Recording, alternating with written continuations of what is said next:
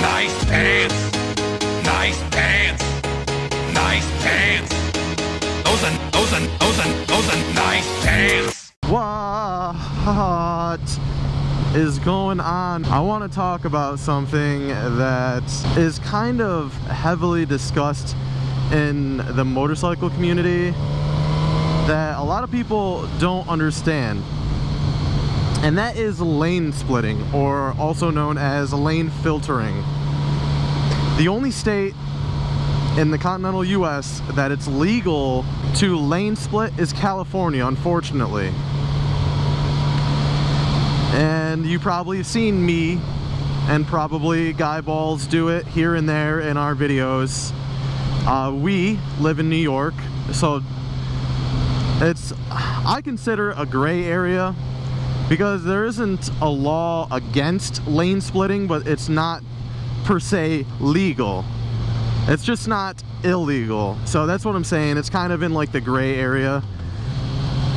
Depends on what cop you get, if you ever get pulled over for doing it here in New York.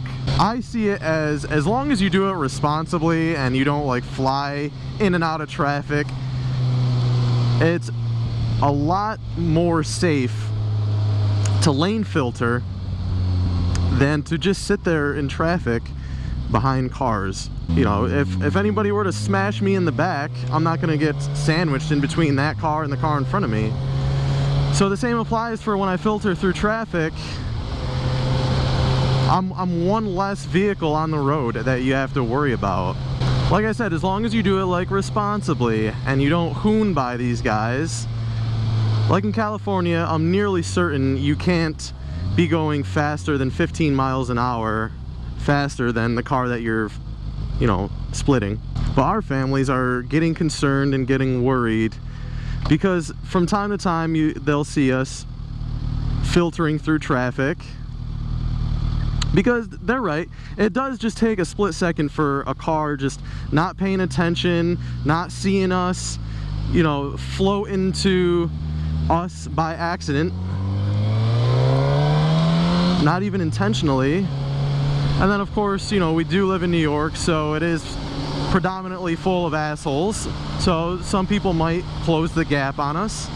I get it, it can be dangerous, but I think there are way more upsides to lane filtering than there are downsides. It not only reduces, but it borderline eliminates the opportunity for anybody to rear end me. Of course, it opens up the window to people, like I said, floating into me from their lane. You just got to be responsible with it. Legal or not, I'm still going to slightly filter. Whatever, give me a ticket for doing it, but at least I'll be alive to pay it. Jesus, you guys see that? Fucking stick or something came flying up at me. Dangerous out here in these streets, this concrete jungle. So to my family who watches my videos, rest assured, we don't do it immaturely. We are safe when we ride, as you should be. I don't look for the opportunity to go ahead and lane filter. Obviously right now there's two cars ahead of me that are side by side that I could easily just split in between, but I'm doing 52, speed limit's 40. So just when the necessity arises, basically. Free candy, kids. This is just probably a biased opinion. I think lane filtering should be legal in all states. I mean, if you take a look at like Europe and the UK, it's like an everyday thing. It's a much safer way for a motorcyclist to travel. I get the perspective that people think it's just like motorcycles being impatient or us trying to like hoon around and be assholes. That's not it at all. Some people take advantage of it, don't get me wrong. There are assholes out there, but I would indefinitely concur that majority of motorcyclists who lane filter do it for safety reasons. I also have some potentially good news. Since I was experiencing so much problem with my videos having static when I solo vlog, because I use a different microphone. For those who don't know, the microphone input for a GoPro Hero 4 is a mini USB. And most mini microphones, I should say, have a 3.5mm jack, which is kind of like a headphone jack. So you have to buy an adapter to connect to your GoPro. Well, the adapter that I have is directly through GoPro, and it sticks out like an inch out of my GoPro. So I bought a right angle adapter, which only sticks out like 1/8 of an inch from the GoPro.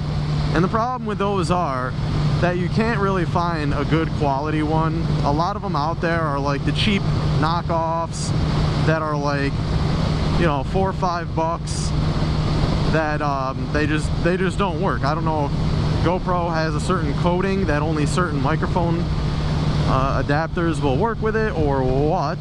So I spent a little bit of money on what appeared to be a good quality microphone adapter, and I got it in the mail today. We got a notification that it was delivered. Because like the GoPro adapter, like I said, it sticks out like an inch. So say sometimes you're doing 75 down the highway, you get all that drag on that adapter. It's bending, you know, the pins in the plug-in adapter. So I'm hoping a little bit more sleek of a design of this mic adapter is going to solve any issues that would arise with the static. So what we're going to do is we are going to change adapters. So fast forward to the next clip, check it out. And a ba-boom, check it out. Along with the new mic cable that's a lot more sleek and slim, a lot more flush profile. It allows me to put the GoPro on the right side of the helmet, because the mic adapter from GoPro, like I said, is like 1 inch long, and it was preventing me from putting it on the right side of my helmet. So we should no longer have those issues with the static. And if we do, I'm right in GoPro.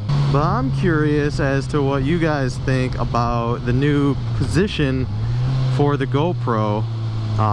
Do you like it better on the other side like it was in the beginning of the video? Do you like it better where it is now? Do you just not give a shit? Shoot me a little bit of feedback, because it is interchangeable now. I can have it on either side. So if I don't really get any feedback, I'm just gonna assume that you really just don't give a shit, and I'll just keep on doing me. Well, boys and girls, that's gonna do it for today. I want to thank you as always. I am John.com, and I will catch you in the next one. Peace.